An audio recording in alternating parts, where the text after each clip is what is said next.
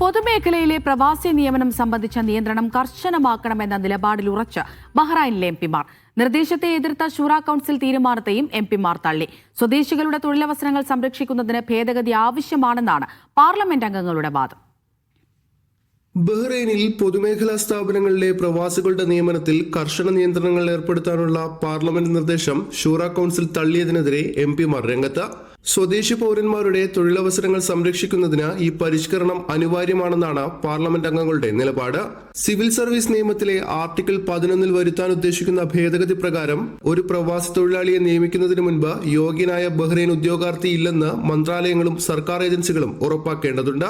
Minimum യോഗ്യതയായി ബിരുദാനന്തര ബിരുദം, 10 വർഷത്തെ പ്രവൃത്തി പരിചയം എന്നീ യോഗ്യതകളും പ്രവാസി ഉദ്യോഗാർത്ഥിക്ക് ഉണ്ടായിരിക്കണം.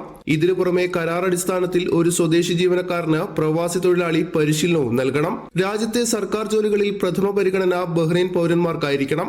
യോഗ്യതയുള്ള പൗരന്മാർക്ക് സർക്കാർ ജോലികൾ ലഭിച്ച ശേഷം മാത്രമേ വിദേശികളെ നിയമിക്കാൻ പാടുള്ളൂ. ഇക്കാര്യം ഉറപ്പാക്കുകയാണ് നിർദ്ദേശത്തിലൂടെ ലക്ഷ്യമിടുന്നതെന്ന് പാർലമെന്റ് നിയമകാര്യ സമിതി ചെയർമാനായ MP മഹമ്മൂദ് ഫർദാൻ പറഞ്ഞു.